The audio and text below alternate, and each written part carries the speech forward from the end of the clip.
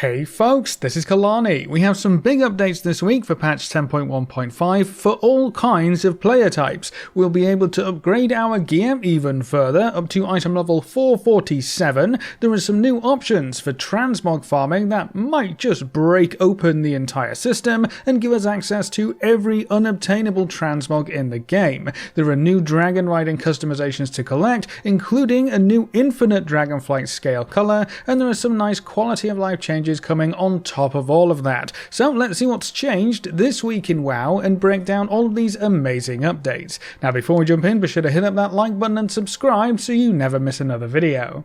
So first up this week, there's a huge update to how collecting transmog could work in patch 10.1.5. There's a new quantum item that has many different versions, one for each kind of weapon and armor type by the looks of things. When you use these quantum items, you can add an appearance of that item type to your collection, and the item specifically says from the past. So that probably means transmog from past expansions, which means this item is probably going to be a catch-all kind of mechanic. Looking for some crossbow transmogs from old expansions that only come from really weird and hard to complete sources? Well, just grab yourself some quantum crossbows instead and hope for the best. Missing that incredibly rare vanilla one-handed sword that just refuses to drop anymore? Grab some quantum swords and hope luck is on your side. It's a potential treasure trove for transmog hunters, and depending on how easily or quickly you can obtain these quantum items, it might just become one of the best ways to fill out your transmog collection.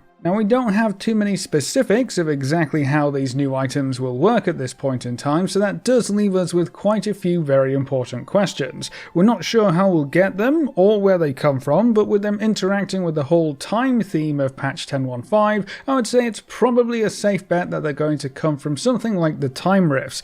Repeatable content, something new in the patch, and something related to time. The time rifts activity fits right in, but it could honestly be anything else at this point too. We also don't know what kinds of transmog options these items could include. How far back are we talking here? Because if it's all the way back to vanilla WoW, that's going to open up some interesting options. Can we get items that are no longer available in-game? There have been several additions in recent patches to bring back unavailable or unobtainable item and armor appearances, but if you can cover the entire transmog collection under a single catch-up system, that would make things so much easier for the dev team, so that might be why these quantum items are appearing now. Why add things back in piecemeal from relevant sources when you can just drop a timeline related catch-up transmog item that can turn into absolutely anything in the game? That requires a lot less dev time and it covers more ground faster, so that might be why they're bringing this in. So I guess that all rolls into perhaps the most important question here: how large is the scope of this item? Are all transmogs included? Is it only specific sets of transmogs? Will these items only give you a transmog that you haven't already unlocked,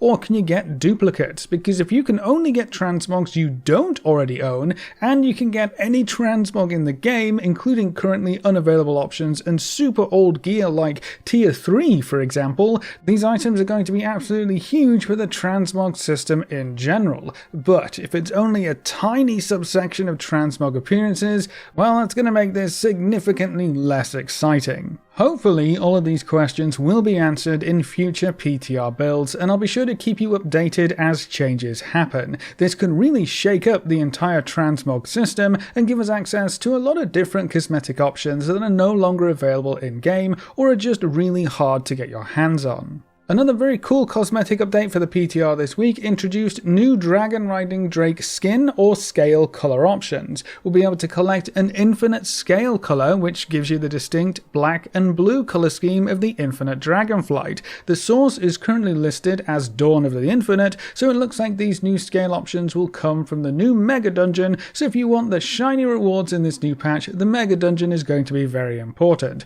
Some of them look fantastic, and I love the blue that kind of cracks cuts through in between the scales. It really makes the infinite dragonflight look interesting and special. It's curious that up until now we've only been able to unlock dragon colors for friendly flights, but this gives us the option to ride around on a dragon that is styled after our enemies. So I'm very interested to see how the story progresses in this patch and the next patch, because I doubt we'll wrap up all those loose ends related to the infinite dragonflight and Murozond, but I guess we'll just have to wait and see. Either way, we'll get to ride around on some infinite dragons and customize our drakes even further in patch 10.1.5.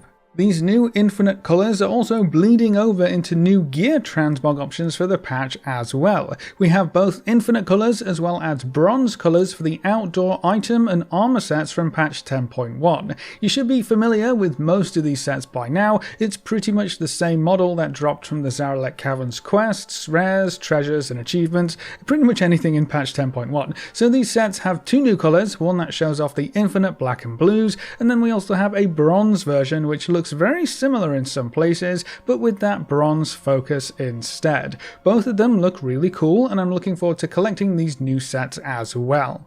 These same colour options will also be made available for the weapon models, which is very exciting because I think the outdoor weapon models for this patch are some of the best outdoor content transmog we've seen in a very long time. Having the super cool black and blue colour scheme of the infinite dragonflight with these dragon themed models makes for some amazing looking pieces of gear in my opinion, so of course I'm going to collect as many of these models as I can as well. We don't have a complete picture of where all of these models will come from, but the new Mega Dungeon coming in patch 10.1.5 will most likely be a source for the vast majority of them. So whether you're interested in the potentially powerful items in the dungeon or a new round of transmog to collect, the Mega Dungeon will have a lot of goodies for us to chase after.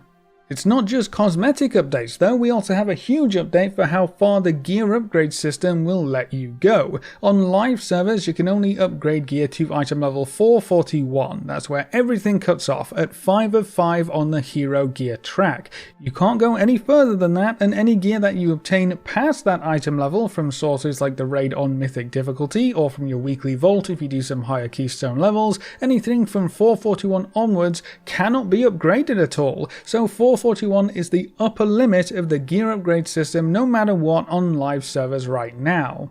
Patch 10.1.5 is going to change that by adding in a new myth gear track. This only goes from item level 441 to 447, so you can't get too many upgrades on this new track, but this does change a few things for the players progressing at the higher end of gear rewards. These few notches of upgrades will cost aspect crests, so the first change here is that we actually have something to do with aspect crests past that final hero upgrade at 441, and of course upgrading your crafted gear. But if you've been sat on a lot of aspect crests because you just don't have that much to do with them right now, we'll finally get some use out of them in 10.1.5. For actual gear and upgrades, the most obvious change is going to be for mythic raid gear. This would previously not be upgradable at all, it would just drop at item level 441, 444, 447 or 450 for the very last bosses. That meant you had zero upgrade potential for some of these items, which was actually kind of annoying when you're trying to look for best in slot items. When your weapon or trinket or perfect tier pieces are up to 9 item levels lower than other gear in the raid, that's definitely not ideal. But with the new upgrade path, everything from the first 7 bosses can either drop or be upgraded to that new item level 447 mark, so it makes mythic raid gear more valuable and more consistent across classes and gear types. It's not just mythic raid gear though, there are a few special pieces of gear that can drop in the heroic difficulty of Aberrus, most notably the class trinkets from Echo of Neltharion that drop at item level 444, and the cloak from Sarkareth that also drops at 444. Previously these would just be higher item level pieces of gear, which was obviously really nice, right? Getting a 444 piece of gear from the heroic raid is huge, but with the new upgrade path in the game, these special pieces become even better, because they're now on the myth track, which means you can bump their item level up to 447. Sure, it's only a 3 item level increase for these items specifically, but that is better than the 0 upgrade potential that it had before. The other big change here is going to be for the weekly vault rewards for Mythic Plus dungeons. On live servers, you pretty much have to run plus 20 keys to get the best rewards out of your weekly vault. That's how you guarantee the item level 447 pieces of gear. But with this change in play, you could potentially upgrade item level 441 pieces from your vault up to 447. It depends on whether the 441 will count as a 5 of 5 hero or a 1 of 3 myth piece of gear. If it counts as 1 of 3 myth, you'd be able to upgrade that to 447. The 440 gear should always be upgradable, so that's less of a question mark right now, but the main point here is that to get a 441 piece of gear in your weekly box, you only have to run plus 16 keys.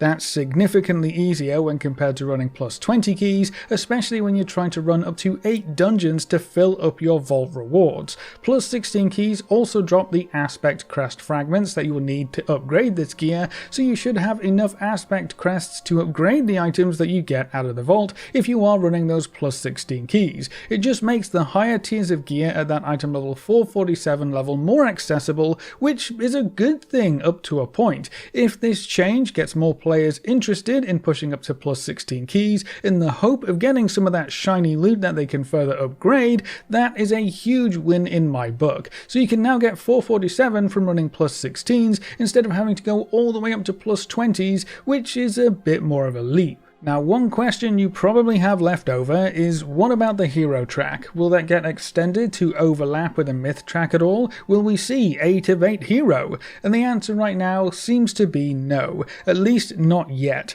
Hero still caps out at 5 of 5 and the item level at 441. Maybe they'll change that specific setup in a future PTR update, or maybe in Season 3, but for now there are no changes to how far you can upgrade hero gear. So you'll be able to upgrade your gear just a smidge further in patch 10.1.5 if you're taking part in some of the higher tiers of content, and this should also make plus 16 to plus 19 keys more valuable than they were before, so getting a group together for that key bracket should be a lot faster and easier with these changes in place.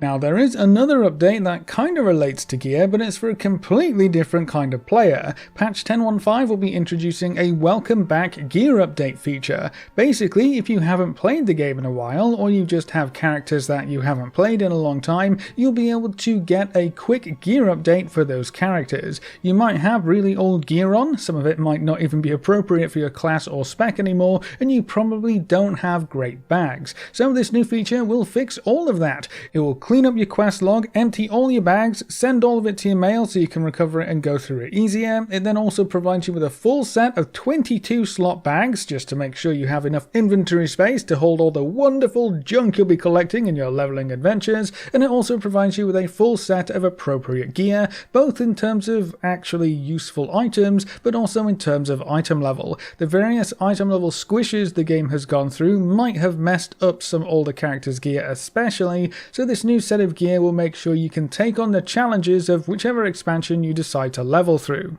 You also get teleported to your main city, which will be nice for anyone who has been away from the game for a while and doesn't know how to get back to the main hubs from wherever random spot their character was last logged in. All in all, this welcome back update should make returning to Azeroth quite a bit easier and provide you with some useful goodies to get your adventures kickstarted once again. And then the last update for this week on the PTR is a rather interesting quality of life change. We will now have the option to sell all of our junk with just one click whenever we visit a vendor. I know this has been a staple for many quality of life add-ons over the years, and there are even add-ons that literally just do this one specific action, but I think it's always nice when this kind of thing makes it into the base game. We shouldn't need an add-on to quickly and easily sell junk items, and you might not even want an add-on to do it automatically anymore after the whole white and grey Transmog update. We've seen a lot of add-on functionality added into the baseline game in the form of these small quality of life updates,